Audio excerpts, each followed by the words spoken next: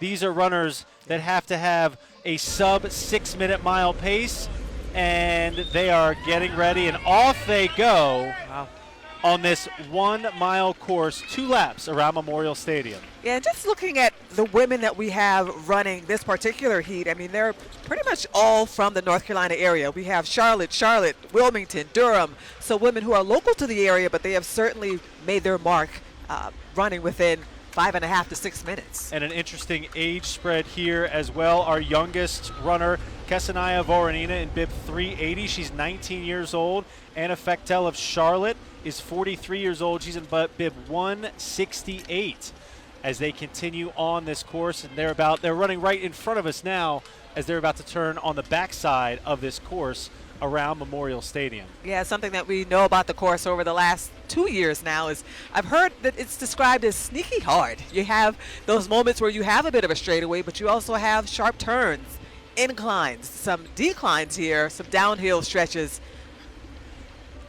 So you certainly have to pace yourself throughout.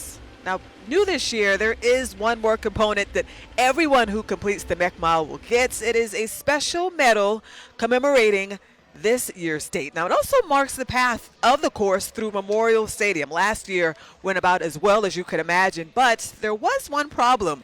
Only the kids received medals. In fact, we were told a few adults tried to grab the extras that were laying around.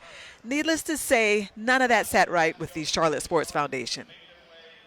For someone who accomplishes anything, it could be 400 meters, it could be a marathon, it could be 1 mile, you should have something that you takes home, hang up, that you can take pride in, that you can show off, or you can just keep to yourself, but it's a memento, it's something that you can cherish and really be proud of.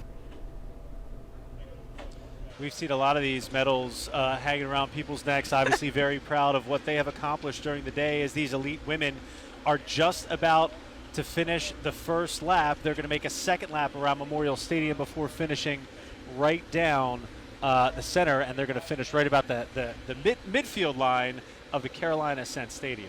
Yeah, and as they make this turn here to get into that second lap, you can see a push here as runners are starting to separate themselves. Our front 2 runners here are neck and neck essentially at this point, really separating themselves from the pack, which we know has a huge impact on how things play out down the final stretch. Yeah, it's a 2-woman race here, but there's plenty of race left. We have seen that the pace set. That is bib 375. That is Emma Eklund of Charlotte trying to hold off Madison Gonzalez, also of Charlotte. And it looks like Madison is right there on her hip, trying to sort of keep pace. She knows it. And they're looking behind, so it looks like they know that they're the 2 that are setting the pace here as we start lap 2. Yeah, I'd be curious once the race is done to even find out how many of these women have crossed paths in the running scene. We know that this is such a huge part of the Charlotte community. I would imagine the 2 of them have likely been at it a time or 2 before, just here in the Charlotte area. But again, certainly no easy feat running this course with some of the sharp turns and even taking that downhill slope here. And Emma Eklund has been setting the pace all race so far, but Madison Gonzalez has been sort of in her hip pocket there for about half a lap and continues to push Emma and push the pace on this race as they separate from third there. Yeah. As we continue here with our women's elite race, I mean, really just a huge bit of separation here as we get to our front runners, both Emma and then Madison Gonzalez there. I mean, it is their race.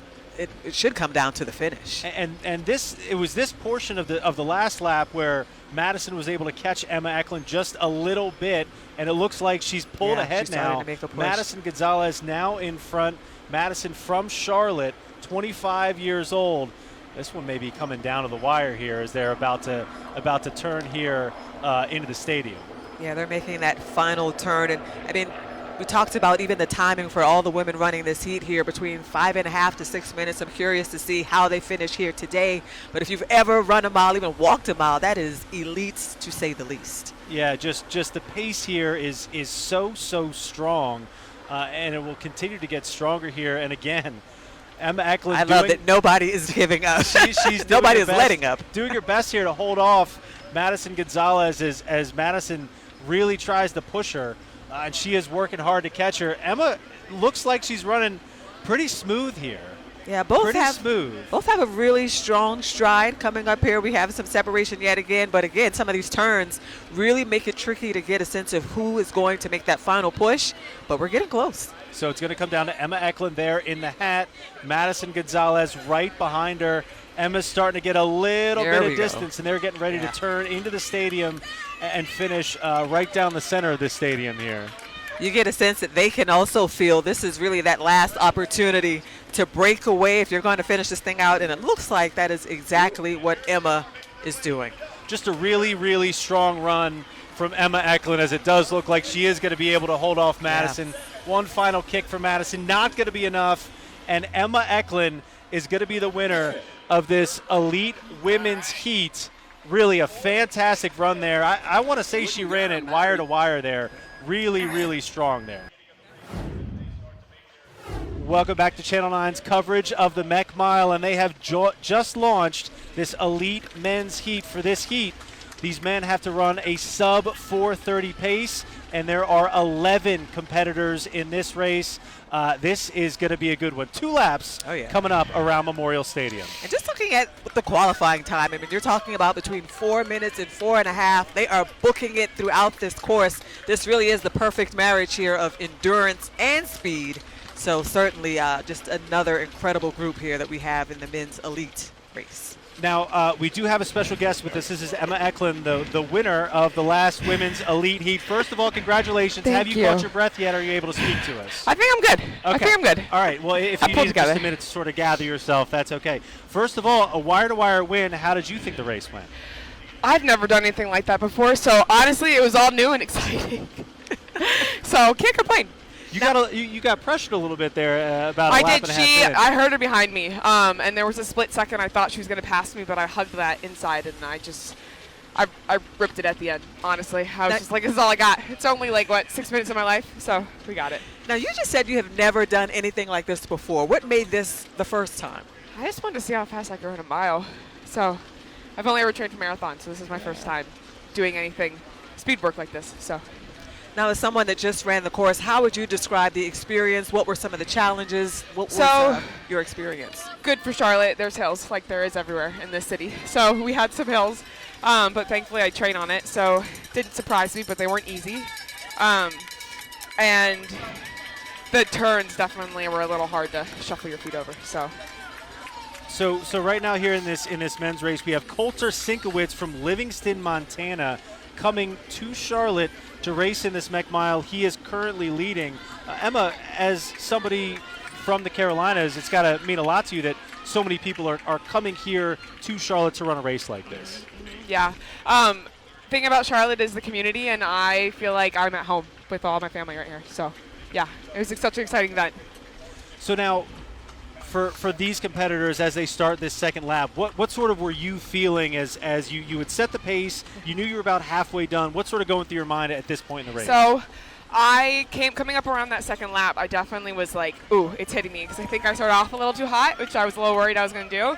But thankfully that the downhill kind of like I just tell myself to like let it take me and not push, and I came up that hill and then I just let it go. So it wasn't easy, that's for sure. Now, something I've heard from other marathoners is a race like this gives you a chance to have some fun. How much of that encouraged you to mix it up a little bit with the Meck Mile? Was just supposed to be fun. I was lying on my couch about 3 hours ago, so I just showed up. I was just ready to have fun and be with my community. So.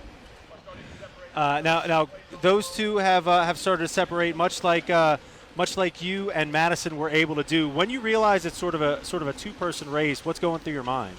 So when I felt her close to me, I was a bit like scared that she was going to take ahead, especially because I think I'm a little novice. I was like, I don't really know if I am pacing myself right. But coming around the corner, I felt her kind of drag behind a little bit, and I was like, okay, this is my time. And if I could get a little bit ahead of her, hopefully it would clear it. So it seemed to work out. Which is exactly what we see here now, some separation happening. But tell us about these turns. What sort of challenge does that present? So it's making sure your feet are picked up and you're going at such a speed. Like I caught myself like one little wrong step and you could lose your momentum. So those turns can really throw you off. Now that is Michael Maddock, who has taken over first place and really started to separate himself from the rest of the field. I don't know if you have a timer. And here he comes to the finish line.